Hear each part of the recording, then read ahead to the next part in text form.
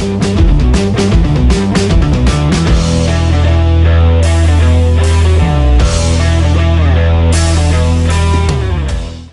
and welcome to another program of Comics Let's Talk. I'm your host, Kevin Given. If you love comics as much as I do, you're going to subscribe to my channel. And today, we're near Halloween, so let's look at the top 10 Halloween horror icons that got their own comic book. At number 10, Jaws. There was only one comic book released based on Jaws, but I'm including it here because of how awesome it was. It was a lot gorier than the movie it was based on. The movie was Jaws 2, and the second installment in the Jaws franchise. The film stars Roy Scheider as Police Chief Martin Brody, with Lorraine Gray and Mary Hamilton reprising their respective roles as Martin's wife Ellen Brody and Mayor Larry Vaughn. It also stars Joseph Mascola, Jeffrey Kramer, Colin Wilcox, Ann Doonesbury, Mark Runner, Susan French, Barry Coe, Donna Wilkes, and Gary Springer. The plot concerns Chief Brody suspecting another great white shark is terrorizing the fictional seaside resort of Amity Island following a series of incidents and disappearances. Like the first film, the production of Jaws 2 was troubled. The original director, John D. Hancock, proved to be unsuitable for an action film and was replaced by Schwartz. Scheider, who only reprised his role to end a contractual issue with Universal, was also unhappy during production and had several heated exchanges with Schwartz.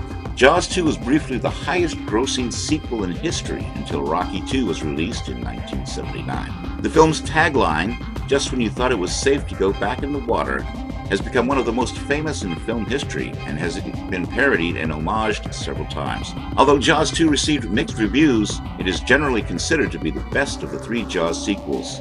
The film was followed by Jaws 3D and Jaws the Revenge, released in 1983 and 1987 respectively. Jaws 2 is a comic book adaptation based on the film of the same name. It was published by Marvel and was released in 1978 to coincide with the film's release, and as the 6th issue of the Marvel Comics Super Special.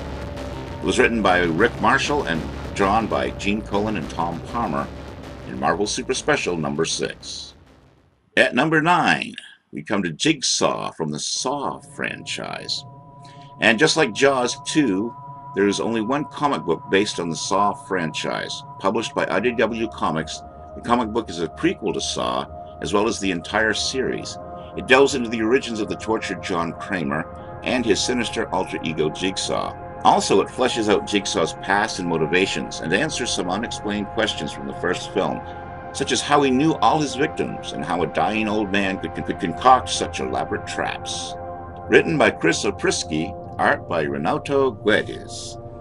The hit movie Saw shocked the world with its twisted tale of the demented killer named Jigsaw. This unique predator always gave his victims a chance at life, if only they could figure out how to escape the demented traps Jigsaw had set for them. This comic, set in the world of Saw and released in anticipation of the upcoming Saw 2 movie, goes back in time to explore the events that spurred the transformation of mild-mannered John into monstrous Jigsaw. John Kramer is an insecure and unambitious man who works at a toy factory and therefore lives a rather boring life, as he is too lazy to make more of it. Eventually, this nature of his and his lack of ambitions and commitment causes his wife, Jill Tuck, to leave him. At number 8, we're looking at Pumpkinhead. In 1993, Dark Horse Comics published a Pumpkinhead comic book series called Pumpkinhead, The Rites of Exorcism. The comic was supposed to be a 4-part miniseries, but only 2 issues were published. The second one ended in a cliffhanger, leaving readers with the prospect of a winged Pumpkinhead that would have appeared in the 3rd issue. Then Dynamite Entertainment brought back Pumpkinhead for a brand new comic book series. Keep away from Pumpkinhead, unless you're tired of living. The original comics, being penned by Cullen Bunn, will tell brand new stories that expand upon the rich mythology present in Stan Winston's directorial debut. I watched Pumpkinhead on opening night in a little 2-screen movie theater outside Berkeley Mall in Goldsboro, North Carolina. To say it helped cement my love of horror, and rural horror, which I write a lot of these days, would be an understatement, Bunn said in a statement. I can recite that poem from memory. I even play the soundtrack while writing my own stories. The pacing, the eeriness of the setting, the interplay of weird light and shadow.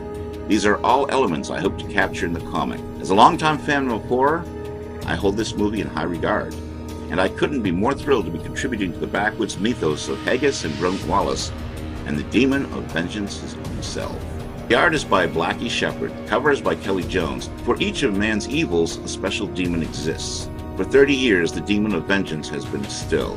its corpse buried in a pumpkin patch graveyard in the hills. But when a reckless driver accidentally kills a pair of children, the creature is called up once more. This time, though, the monster's intended target is protected by a cruel backwoods crime family. They hatch their own supernatural plans for dealing with Pumpkinhead. For each of man's sins, a special demon exists. At number 7, Norman Bates, from the 13th Floor and Rob Galuzzo. It's amazing how much horror has infiltrated our general mass culture. Nowadays, you can easily track down an action figure, collectible, comic book, or any significant version of memorabilia from any one of your favorite horror icons. But there was a time where such a thing was in the minority. I believe it was in the late 80s or early 90s when I was at the height of my comic book fandom. For the first time, that is. Like most readers, I quit and came back. I stuck primarily to the big guns at Marvel and DC Comics, with some straying occasionally for independent books here and there. But when Innovation Comics launched in late 1988, I was in love. It was a new upstart comic book company that featured gorgeous paintings and illustrations for all their published titles. And they licensed some of the best and most recognizable horror properties. Believe it or not, despite multiple sequels both in film and in the novel verse, Norman Bates had never actually appeared in comic book form, unless you count the Psycho 2 spoof in Mad Magazine. Released as a 3-issue limited series between February and September of 1992, Innovation's Psycho comic book was actually a fairly faithful recreation of Alfred Hitchcock's 1960 masterpiece. In fact, the credits on the first page of the first issue read, directed by Alfred Hitchcock, screenplay by Joseph Stefano, from the novel by Robert Bloch, adaptation and paintings by Felipe Echevarria.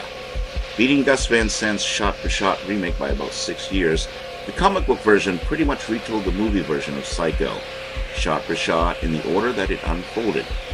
Echevarria's work is stunning, but I'm fascinated by the creation of this particular comic book. The versions of Marion Crane, Sam Loomis, Arbogast, and even Sheriff Chambers are all extremely close to the likeness of the actors that portrayed them in the film, with one notable exception.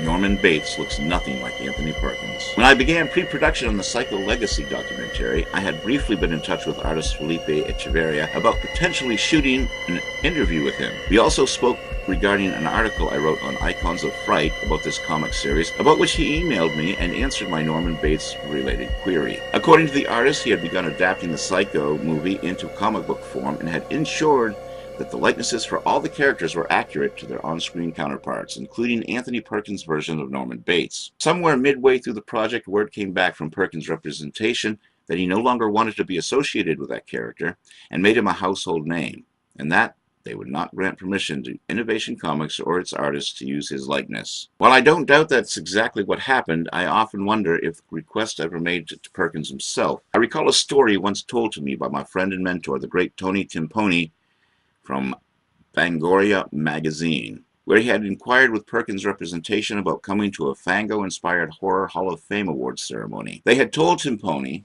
that Perkins was uninterested in further doing horror-related events, and they declined on his behalf. Then Timponi bumped into Perkins in person and asked him directly, and as expected, Perkins was more than happy to make an appearance. Hell, he'd come to Fangoria Weekend of Horror shows whenever asked. So why wouldn't he? Innovation's Psycho comic book is a fun and interesting part of the Psycho legacy, one that's not talked about or celebrated as often as it should be. If you check out eBay, tracking down all 3 issues shouldn't be too difficult. And if you're an appreciator or fan of both Psycho and some damn fine art, I strongly recommend adding these to your collection. At number 6, we come to Chucky from the Child's Play franchise. Innovation Comics first ran a Chucky comic book in 1991. Chucky is rebuilt and ends up befriending a huge horror fan named Russell Timponi.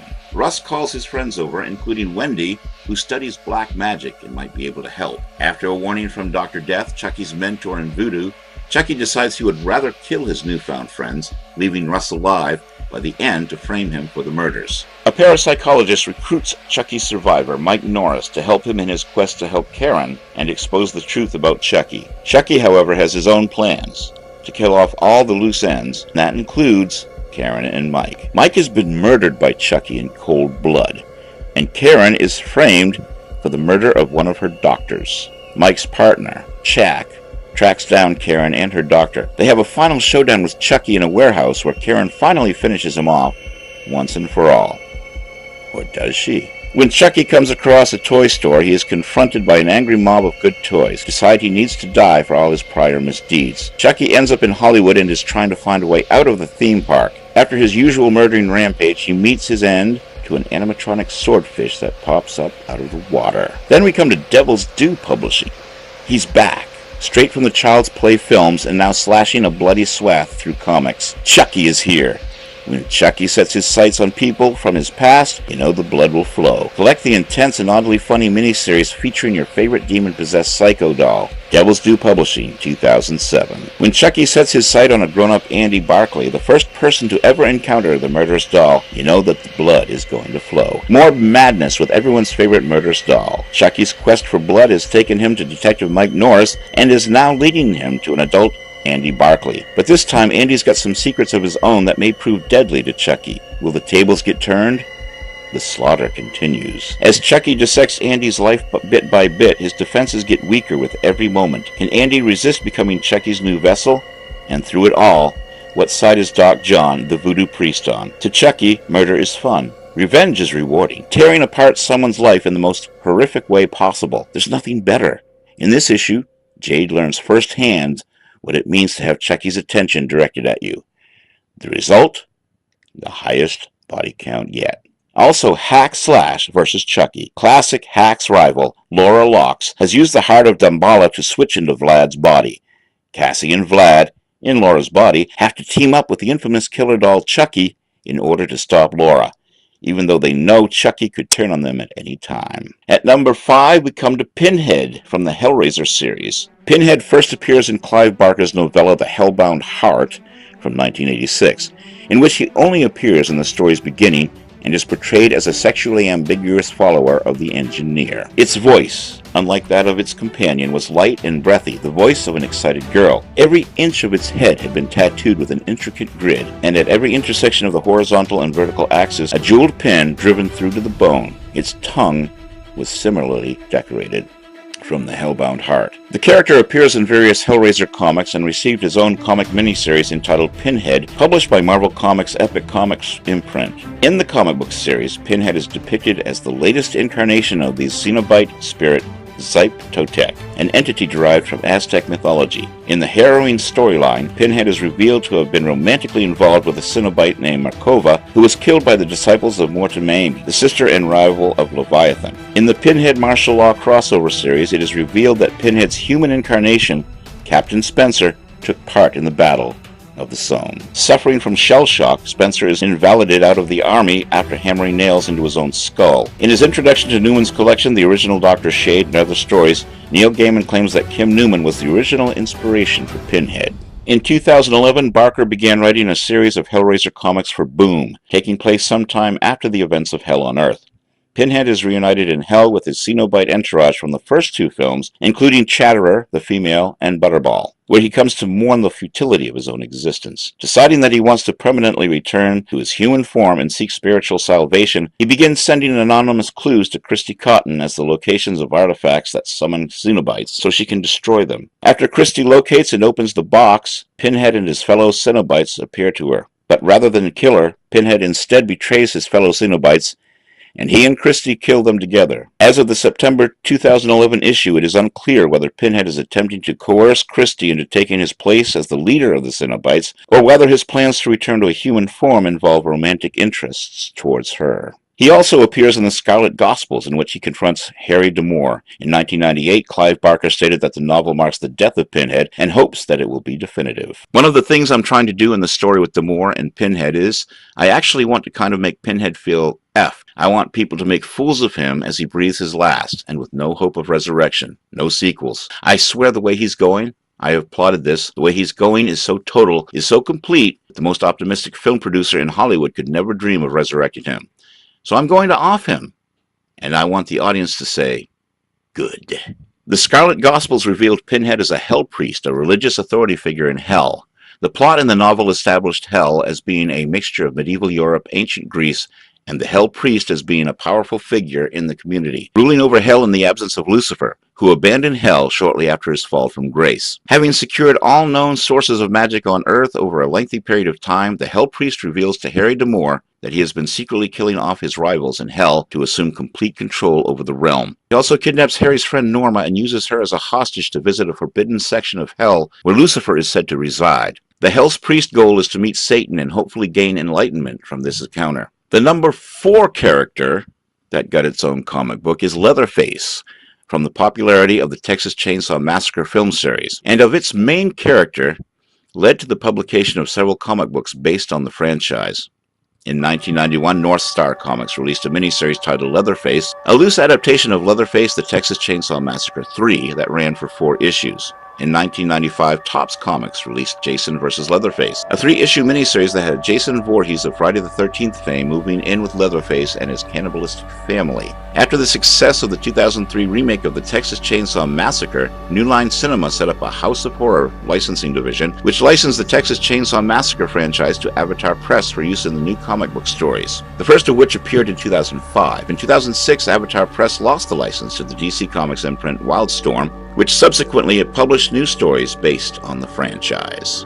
Writer Mort Castle based the 1991 Leatherface miniseries loosely on the third Texas Chainsaw Massacre film. He stated, "The series was very loosely based on Leatherface, the Texas Chainsaw Massacre 3. I worked from the original script by David Show and the heavily edited theatrical release of director Jeff Burr, but had more or less free reign to write the story the way it should have been told. The first issue sold 30,000 copies. Kirk Javanen drew the first issue, and Guy Burwell finished the rest of the series. The comics, not having the same restrictions from the MPAA, featured much more gore than the finished film. The ending, as well as the fates of several characters, also changed. The roles of the Sawyer family members and their personal backgrounds are also elaborated on. For instance, Mama reveals that Grandpa was adopted into the family. Tinker is revealed to be a former hippie, and Tex is seen to be the Saner family member, actually showing some signs of remorse. Then in 1995, Topps Comics released the 3-issue miniseries Jason vs. Leatherface, a non-canonical crossover between Friday the 13th and Texas Chainsaw Massacre franchises, written by Nancy A. Collins with art by Jeff Butler. The series' premise involves accidentally placing Jason Voorhees, the main antagonist of Friday the 13th, on a train headed for a dumping ground in Mexico when Crystal Lake is drained of radioactive waste by a company. Running amok on the train, Jason kills its crew and causes the vehicle to crash in Texas, where he meets and befriends Leatherface and his inbred family, consisting of cook, hitchhiker, grandpa. After he lives with the family for a day, relations between them and Jason ultimately sour due to a series of misunderstandings, which results in Leatherface and Jason battling. Then Avatar Press took the franchise. In 2005, they began to release Texas Chainsaw Massacre comics set in the continuity of the 2003 remake of the original film, but serving as prequels to the film. The comics had a multitude of variant covers such as gore, terror, and die cut. The first comic released a one-shot entitled The Texas Chainsaw Massacre Special, written by Brian Pulido and drawn by Jason Burrows. This involves 3 escaped convicts and their 2 female companions encountering the cannibalistic Hewitt family after a botched robbery of Luda Mae Hewitt's general store. After the release of the Texas Chainsaw Massacre Special, Avatar printed a 3-issue miniseries entitled The Texas Chainsaw Massacre: The Grind, also written by Brian Pulido with art, this time by Daniel HDR. The final release by Avatar Press, the one-shot Texas Chainsaw Massacre Fear book, had text written by Anthony Johnson with art by Daniel HDR and Mariko Dias. And then comes Wildstorm Comics. After Avatar lost the rights to Texas Chainsaw Massacre to New Line Cinema's other horror properties, Wildstorm started an ongoing series written by Dan Abnett and Andy Lanning with art by Wesley Cragg under the direction of editor Ben Abernathy. Once again, this series featured the continuity established in the 2003 remake. However, unlike Avatar, Wildstorm's series contributed to the mythos by picking up 1 year after the film ended, effectively generating a sequel. Leatherface has 1 arm. Aaron has been placed in a mental institution. The FBI have Sheriff Hoyt's offices under investigation, and an uncle of Pepper, a victim from the film, one of the senior agents on the case, has the Hewitts in his sights. The storyline followed 2 new sets of characters along with the Hewitts themselves. The team of FBI agents, led by the vengeful Agent Baines, and a TV news crew, led by local anchor Kim Burns, eager for a new scoop on the murders in Fuller, Texas. In September 2007, Leatherface appeared alongside Freddy Krueger in the first issue of New Line Cinema's Tales of Horror in a story entitled The Texas Chainsaw Salesman, written by Christos Gage and Peter Milligan. In late 2008, Wildstorm started a 3-issue miniseries, The Texas Chainsaw Massacre, Raising Cain by Bruce Jones, with art by Chris Gugliotti. At number 3, we come to A Nightmare on Elm Street's Freddy Krueger from Wikipedia. In 1989, Marvel Comics released Freddy Krueger's A Nightmare on Elm Street. The black and white comic book was published in a magazine-sized format. The first and only storyline was the 2-part Dreamstalker written by Steve Gerber with art by Rich Buckler. Other than the inclusion of the characters Amanda and Freddy Krueger and the fictional town of Springwood, Ohio, the story does not fit seamlessly into the continuity of the films and even contradicts the film continuity in several places. The series immediately proved to be Marvel's top-selling black and white magazine, even outselling the long-running Savage Sword of Conan magazine. But despite distributors soliciting the title through the 5th issue, Marvel quietly canceled the title after only 2 issues had been released. Then in 1991, Innovation Publishing picked up the Nightmare on Elm Street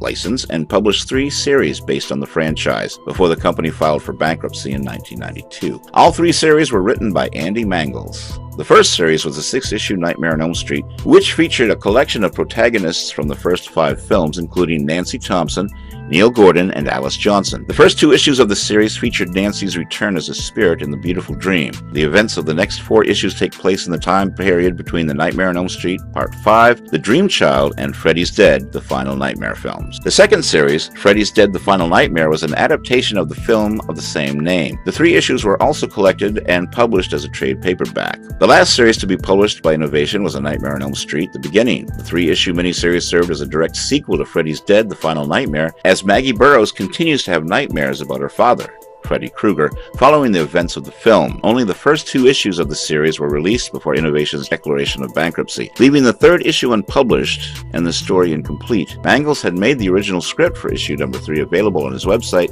However, the link seems to be down. In May 2005, Freddy Krueger returned to comics for the first time in 13 years with a Nightmare on Elm Street special, written by former Chaos Comics founder Brian Pulido and published by Avatar Press in association with New Line Cinema's House of Horror licensing division. Events from the Nightmare on Elm Street special would carry over into the Nightmare on Elm Street 3-issue miniseries, published later that same year. Due to Avatar's erratic publishing schedule, the 2nd and 3rd issues of the series were not released until summer 2006. The miniseries was followed by a standalone issue titled Fear Book, before Avatar lost the New Line House of Horror license. In 2006, Wildstorm Productions acquired the Nightmare on Elm Street license, and in October of the same year began publication of a new ongoing comic book series written by veteran comic book writer Chuck Dixon, with artwork by Kevin J. West, Bob Almond, and Joel Gomez. The first story arc was Freddy's War, centering on a teenager named Jade who moves to Springwood and learns about Freddy Krueger. After the Freddy's War arc's completion, a story about Freddy employing a teenager to kill the girl who helped Jade and her father was released. This was titled Demon of Sleep and detailed a group of social outcasts who, after realizing they are being killed off one by one, decide to summon an Aztec sleep demon to battle Freddy. The last issue, released in June 2007, was about a worker at a fast food restaurant who was dreaming about Freddy killing other people until Freddy killed him. In September, Wildstorm released New Line Cinema's Tales of Horrors, a one-shot issue featuring separate stories concerning Freddy Krueger and Leatherface. Freddy next appeared in the 6-issue Freddy vs. Jason vs. Ash, an intercompany crossover with Dynamite Entertainment. This story serves as a sequel to Freddy vs. Jason and the Evil Dead trilogy, based on the original Freddy vs. Jason vs. Ash film treatment by Jeff Katz. The number 2 horror Halloween icon from the Friday the 13th series, Jason Voorhees. Jason made his comic book debut in the 1993 adaptation of Jason Goes to Hell, written by Andy Mangels. The 3-issue series was a condensed version of the film, with a few added scenes that were never shot. Jason made his first appearance outside of the direct adaptations in Satan 6, number 4, published in 1993, which is a continuation of the events of Jason Goes to Hell. In 1995, Nancy A. Collins wrote a 3-issue non-canonical miniseries involving a crossover between Jason and Leatherface. This story involves Jason stowing away aboard a train after being released from Crystal Lake. On May 13, 2005, Avatar Press began releasing new Friday the 13th comics. The first, titled Friday the 13th, was written by Brian Pulido and illustrated by Mike Wolfer and Greg Waller. The story takes place upon the events of Freddy vs. Jason, where siblings Miles and Laura Upland have inherited Camp Crystal Lake. Knowing that Jason caused the recent destruction, Laura, unknown to her brother, sets out to kill Jason using a paramilitary group so that she and her brother can sell the property. A 3-issue miniseries titled Friday the 13th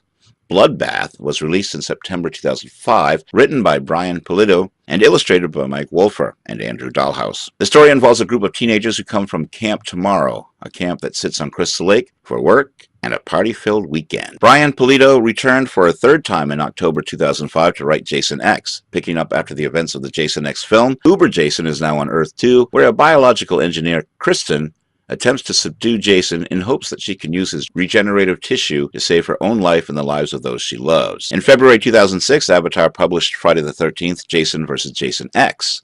Written and illustrated by Mike Wolfer, the story takes place after the events of the film Jason X. A salvage team discovers the spaceship Grendel and awakens a regenerated Jason Voorhees. The original Jason and Uber Jason are drawn to each other, resulting in a battle to the death. Then in June 2006, a one-shot comic entitled Friday the 13th Fear Book was released, with story by Mike Wolfer and art by Sebastian Fiamora. Then we come to Friday the 13th, Church of the Divine. Psychopath has Jason resurrected by a religious cult. Jason is stuck in hell when recently executed serial killer Wayne Sanchez persuades Jason to help him return to Earth in Friday the 13th. Hell Lake. In the Jason strain, Jason is on an island with a group of convicts played there by television executives running a reality game show. The character of Pamela Voorhees returns from the grave in Carnival of Maniacs. Pamela is in search of Jason, who is now part of a traveling sideshow and about to be auctioned off to the highest bidder. Then in December of 2006, Wildstorm began publishing new comic books about Jason Voorhees under the Friday the 13th moniker. The first set was a 6-issue miniseries involving Jason's return to Camp Crystal Lake. On July 11th and August 15th, 2007, Wildstorm published a 2-part special entitled Friday the 13th, Pamela's Tale. Then there was Friday the 13th, How I Spent My Summer Vacation, released in September and October 2007. February of 2008, Friday the 13th Badland came out, written by Ron Mars and Mike Huddleston. A sequel to Freddy vs. Jason vs. Ash, entitled The Nightmare Warriors, was released by Wildstorm in 2009. And the #1 Halloween horror icon, could it be anyone else? Michael Myers. This is from Den of Geek, Gavin Jasper. Like many horror icons, the dead-eyed Michael Myers of Halloween fame has also dabbled in stabbing people in the comic book page. Michael Myers is the understated horror icon, for better or worse.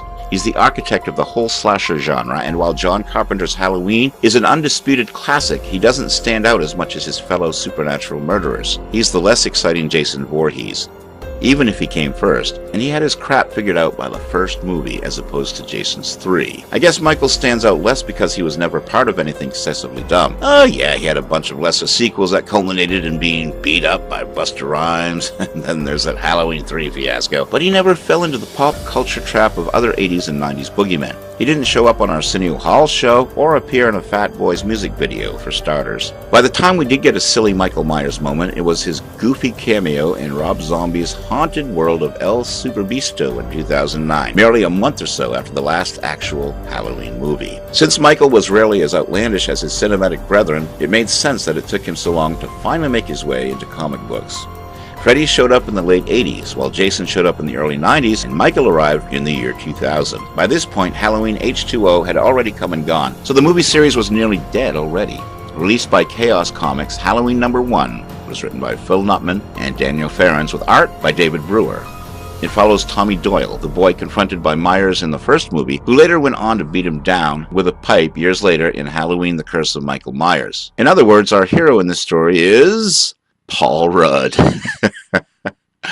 He's mostly there to frame this issue, which is about Michael Myers' beginnings. It's done surprisingly well. These kinds of prequel stories are always a touchy concept because they can easily go wrong. If Michael is 100% evil, then it's a boring and meaningless story.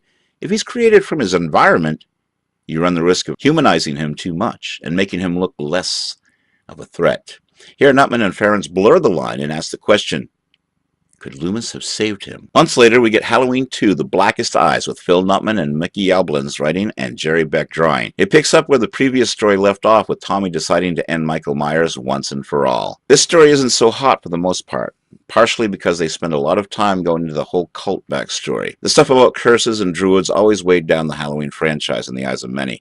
Luckily, there's enough Michael action to make up for it. Several months after that, We got Halloween 3, The Devil's Eyes by Phil Nutman and Justiniano. It begins with Tommy locked up in an asylum, mainly as a cover-up for all that druid crap that went down in the previous issues. He escapes and teams up with Lindsay Wallace, the other kid being babysat in the original movie. Since this comic is released late 2001 and Halloween H2O came out a couple of years earlier, they finally talk about the elephant in the room. Michael Myers is totally supposed to be dead, right? Like Laurie Strode chopped off his head. Oh, sure, Myers can heal from a lot of stuff, but the movies at least give us the illusion that there's some kind of limit to it. He's not like Jason, who can cartoonishly return from absolutely nothing. Even Halloween Resurrection went with a different out, saying that Laurie killed the wrong guy. That movie wouldn't be out for over half a year compared to this comic, so that raises questions. Are they going to go with the same explanation? Can Michael Myers come back from the decapitation? Is there someone else under the mask?